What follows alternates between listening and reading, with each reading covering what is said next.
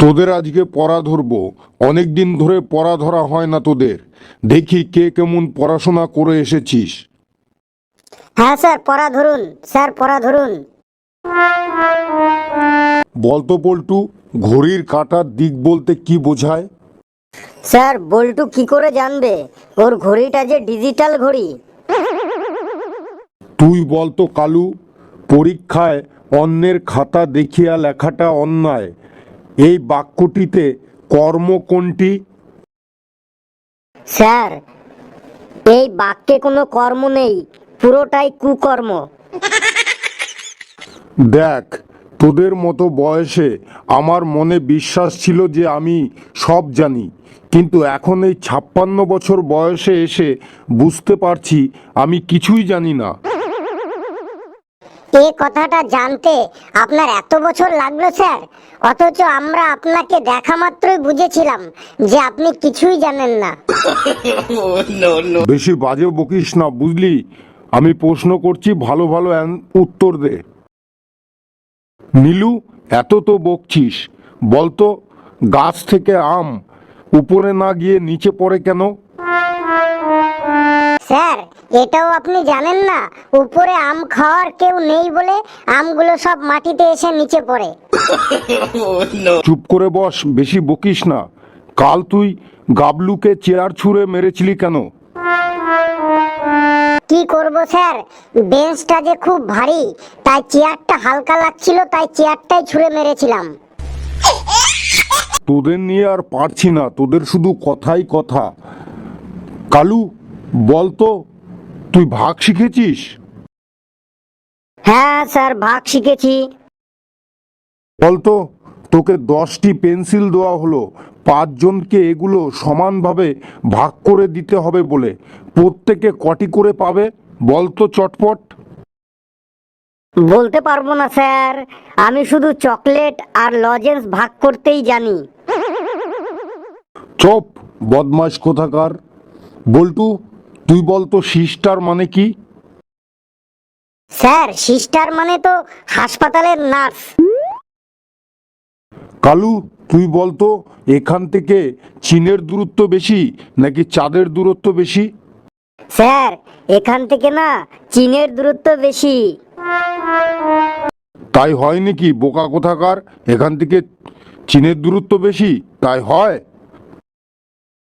হ্যাঁ স্যার, এখান থেকে ছাদে উঠলে চাঁদ দেখা যায়, কিন্তু চীন দেখা যায় না, তাই চীনের থেকে চাঁদের দূরত্ব কম স্যার। নীলু, তুই বিভীষণের নাম শুনেছিস? হ্যাঁ স্যার, শুনেছি। রোজই মা আমাকে ঘর শত্রু বিভীষণ বলে। তোরা যা এক একটা হয়েছিস না, একদম বুনো ওল। বল্টু বলতো, একটি মেয়ে যদি একদিনে একটি সোয়েটার বুনতে পারে, তাহলে 5টি মেয়ে কটি সোয়েটার বুনবে? একটিও না স্যার, কারণ ওরা একসঙ্গে থাকলেই গল্প করতে শুরু করবে, একটি সোয়েটারও বুনতে পারবে না। চোপ, এক চড়ে তোর পোকাদাঁত ফেলে দেবো। কালু বলতো, চাঁদ এবং সূর্যের দূরত্বটা কত সময়ের? স্যার, এ তো খুবই সহজ, 12 ঘন্টা স্যার।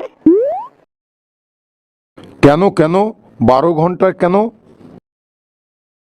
স্যার, সূর্য ওঠার 12 ঘন্টা পরে চাঁদ ওঠে, তাই সূর্য আর চাঁদের দূরত্বর পার্থক্য হচ্ছে 12 ঘন্টা।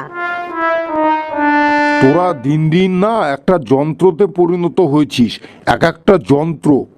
নীলু বলতো, তোর পড়তে ভালো লাগে না কেন? কেন স্যার, আমি তো প্রায়ই তো পড়ি। এর আগে আমি সাইকেল থেকে পড়েছি 3 বার, গাছের থেকে পড়েছি 4 বার। এই তো গতকাল রাতেই তো আমি ঘুমাতে ঘুমাতে খাট থেকে পড়ে গেছিলাম। আমি তো স্যার প্রায়ই পড়ি স্যার। চুপ, বাদর কোথাকার।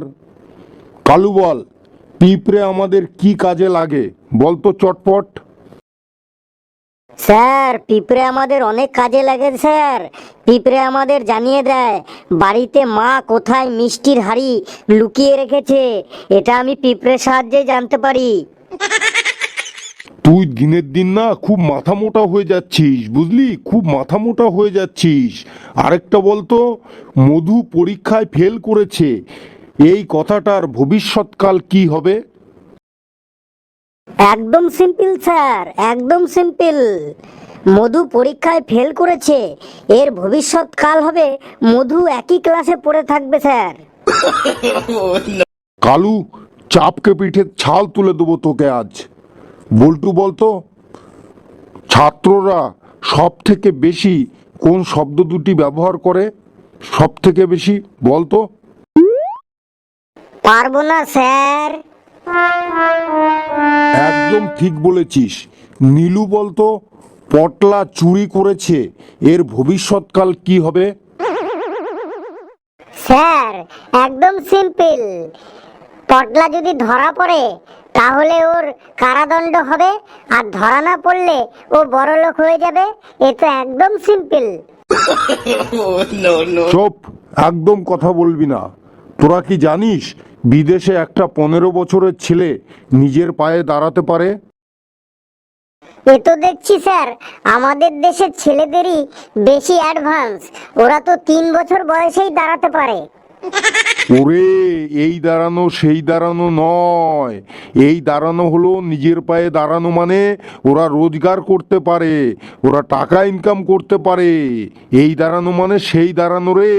চুপচাপ বস, না হলে তোকে বেতের এক ঘাও ফসকাবে না আজ। স্যার আসতে পারি? কিরে ভোলা, তুই এত দেরি করে স্কুলে আসছিস? এত দেরি করে আসছিস কেন? কালকে থেকে দেরি করে আসলে তোকে আর ক্লাসে আমি ঢুকতে দেবো না কিন্তু। কি আর করি স্যার, বৃষ্টিতে রাস্তাটা এতটাই পিছল হয়ে গেছে যে এক পা এগুতেই 2 পা পিছিয়ে পড়ছি, তাই দেরি হয়ে গেল স্যার। এক পা এগোলেই 2 পা পিছিয়ে যাচ্ছিস, তাহলে তুই স্কুলে এলি কি করে? কেন স্যার, আমি উল্টো দিকে হেঁটে এলাম, উল্টো দিকে হেঁটে 1 পা এগোচ্ছিলাম, 2 পা পিছোচ্ছিলাম, তাই উল্টো দিকে এলাম। উল্টো দিকে এসে এসে আমি পিছিয়ে পিছিয়ে স্কুলে চলে এলাম স্যার। যা, আজকে তোদের স্কুল ছুটি দিয়ে দিলাম। মাঠে কিছুক্ষণ খেলবি, দিয়ে খেলাধুলা করে দিয়ে বাড়ি চলে যাবি সবাই কিন্তু। আবার কালকে স্কুলে আসবি, তোরা পড়াশোনা করে আসবি, না হলে কিন্তু কালকে তোদের আমি বেঞ্চের ওপরও দাঁড় করাবো না, আমি নীল ডাউনও করবো না। আমি ওই পেয়ারা গাছের ডাল দিয়ে সববার পিঠের ছাল তুলে আমি ঢাক বানিয়ে না, আমি ঢাক বানাবো, বুঝতে পারলি তো? পড়াশোনা করে আসবি কালকে থেকে।